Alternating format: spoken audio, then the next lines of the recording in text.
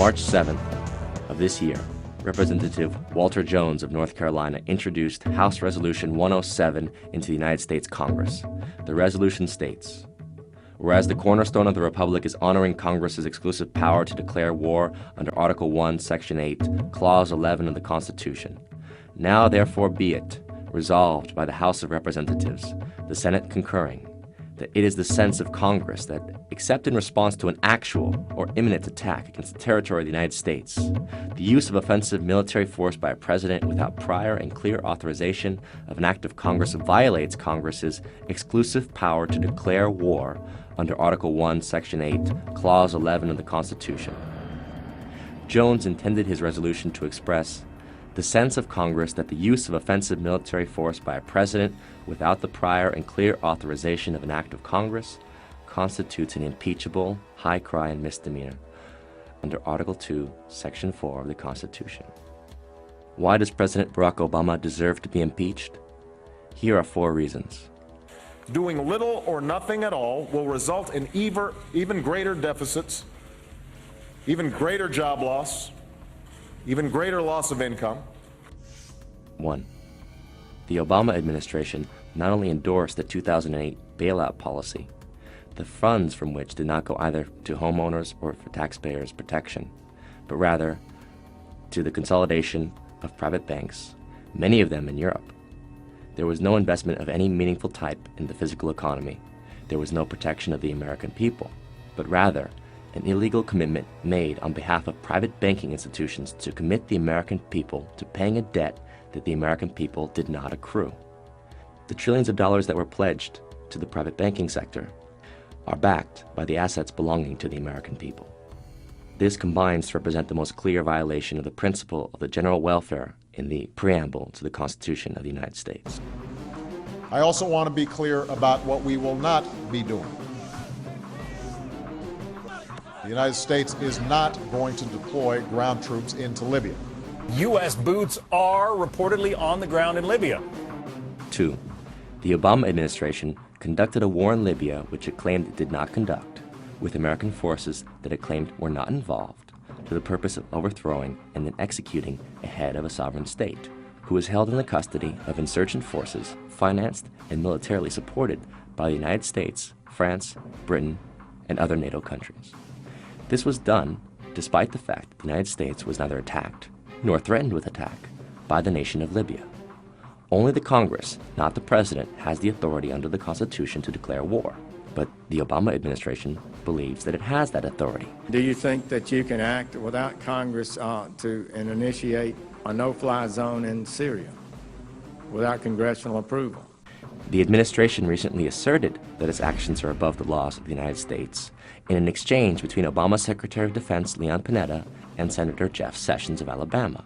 Our goal would be to seek international permission, and we would come to the Congress and inform you and determine how best to approach this, whether or not we would want to get permission from the Congress. I think those are issues we would have to discuss as we decide what to do here. What I heard you say is we're going to seek international approval, and then we'll come and tell the Congress what we might do. The Obama administration, thus, does not believe that the Congress has the exclusive power to declare war, and accordingly, the President should be impeached. Let me welcome Prime Minister Cameron to the United States of New York. Obviously, there is an extraordinarily special relationship. 3. The Obama administration sides with the imperial power of Great Britain, and proudly so, in what has been called the special relationship. Through that special relationship, the United States, as a result of the false intelligence advocated by Tony Blair, claimed that Iraq had weapons of mass destruction and conducted a preventive war against Iraq in 2003. Preventive war was declared a crime against humanity by the Nuremberg Statutes of 1947. But now, on March 13th of this year, Barack Obama and David Cameron declared their intention to seek the removal of the Syrian regime of President Bashar al-Assad, a regime that has shown no intent of threatening or attacking the United States Republic.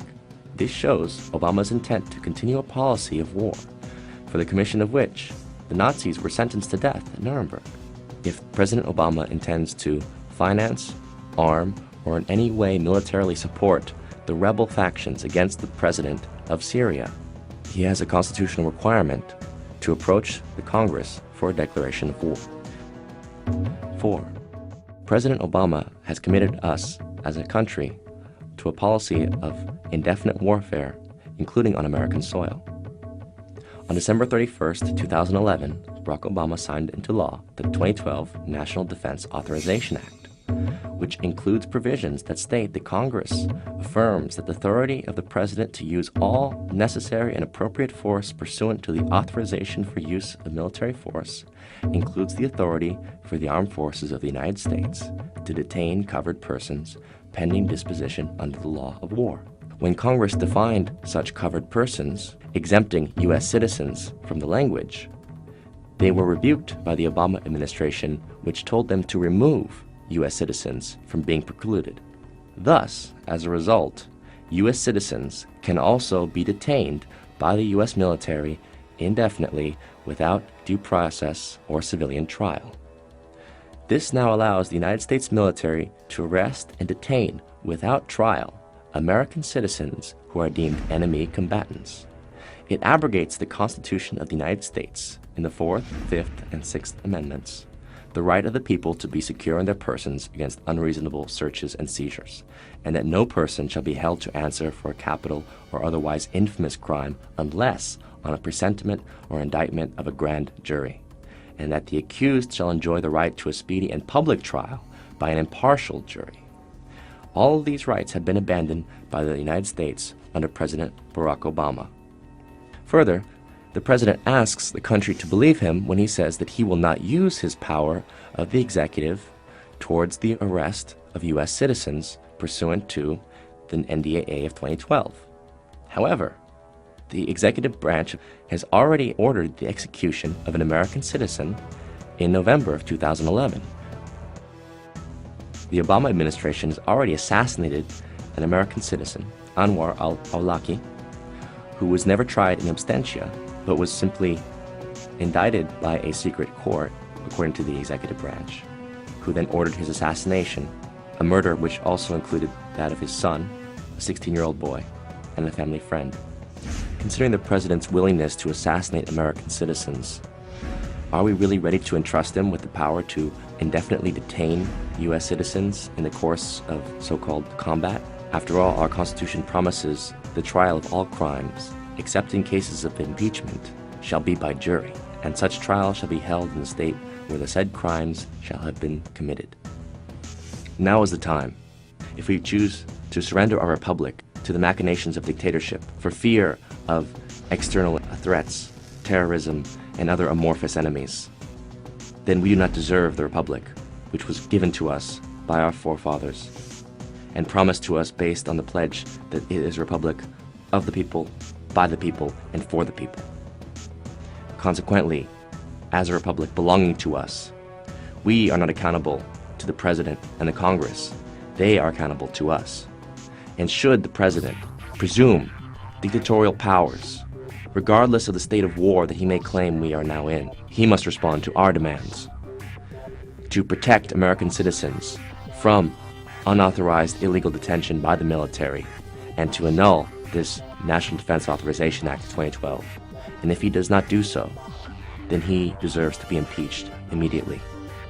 But if we say nothing today, where will we be tomorrow?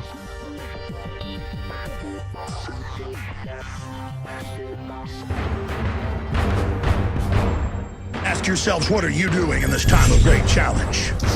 What are you doing to unlock minds? Go to Infowars.com and PrisonPlanet.tv for the latest headlines and cutting-edge information.